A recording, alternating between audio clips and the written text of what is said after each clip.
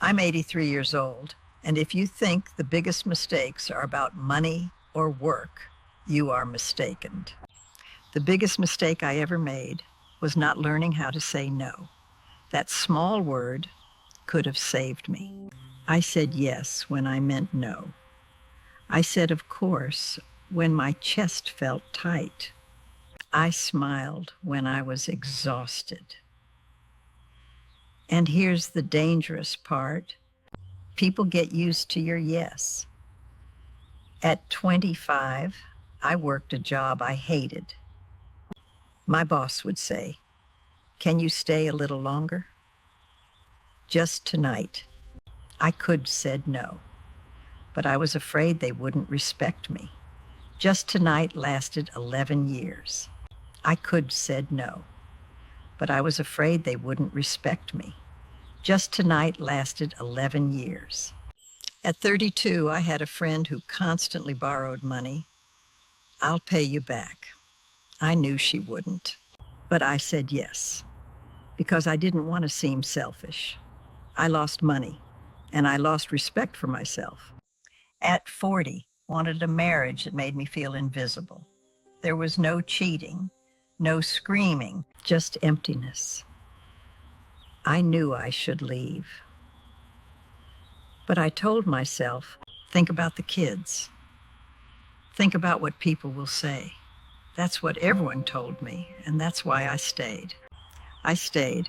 I stayed because my heart felt uncertain, because I didn't know how to say no, because I feared conflict. The kids grew up and left. People forgot. And I was left alone with 20 years I would never get back. When you cannot say no, it begins with small things until bigger choices, until eventually your entire pieces of yourself. You think saying yes makes you kind, but really it is fear. Fear of conflict, disappointment, and not being liked. Decades passed while I tried to be agreeable, trying to be easy to deal with, softening my voice and hiding my true feelings. At 70, I realized something powerful. People respect boundaries more than explanations. People respect honesty more than endless sacrifice and compliance. The first time I said no, I was 71. A neighbor asked me to watch her dog, and I simply said no. My heart raced like I had committed a crime.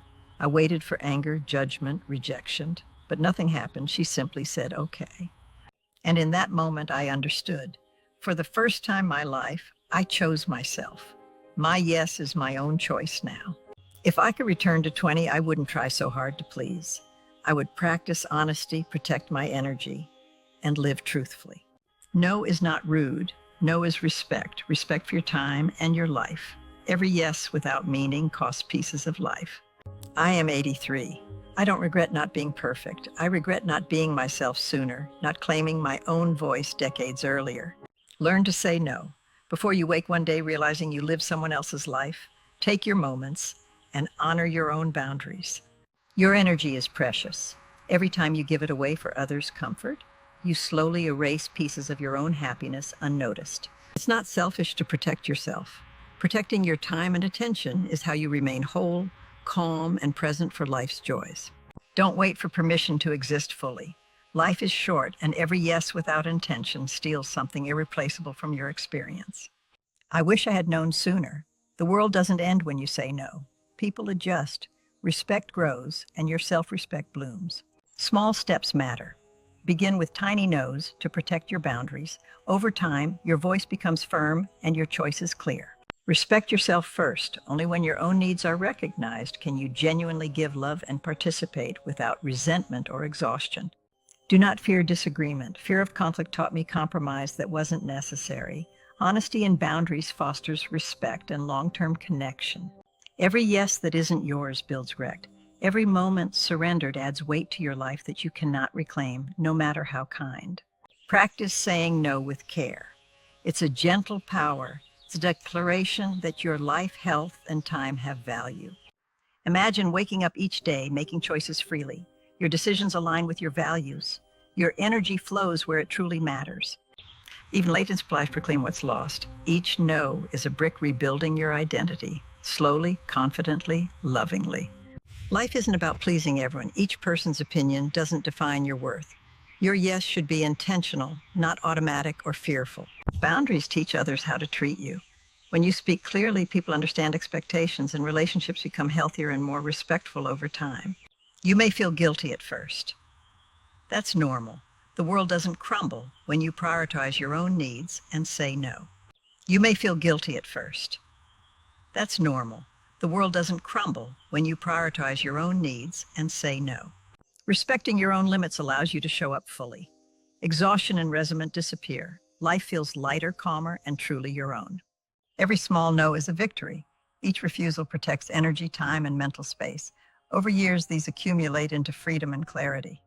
It took me decades to realize saying no isn't cruelty, it's honesty, care, and a necessary practice for a fulfilling life.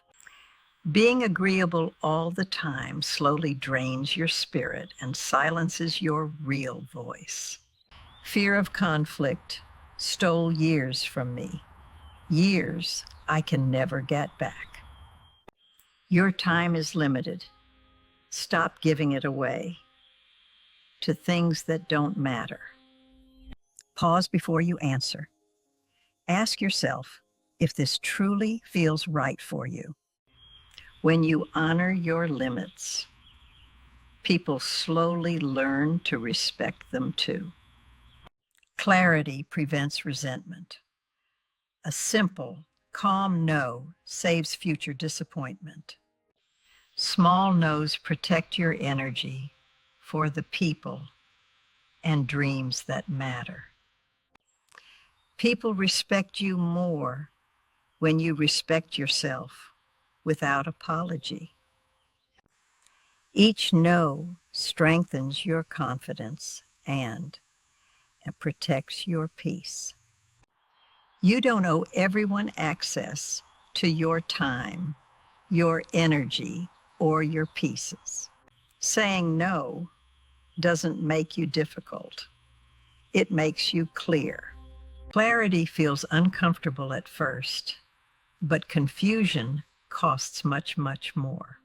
I was afraid people would leave me if I changed, if I stopped being convenience and easy to handle. But something surprising happened. The right people stayed, and they respected my honesty more than my silence. When you stop over-explaining yourself, you begin to feel stronger, calmer, and far more grounded inside. You don't need long justifications for protecting your time. A calm, steady no is completely enough. Peace quietly enters your life the moment you stop trying to manage everyone else's expectations. I wish I had trusted my instincts sooner instead of doubting myself every single time. My intuition was always whispering, even when I buried it under guilt and obligation. Your body always knows when something feels wrong, even before your mind can explain it. That tight feeling in your chest is not weakness. It's truth asking you to listen. If you ignore that voice long enough, resentment begins to grow quietly inside you. Resentment builds when you constantly abandon yourself to keep everyone else comfortable. Resentment builds when you constantly abandon yourself to keep everyone else comfortable. And abandoning yourself hurts far more deeply than disappointing someone for a moment.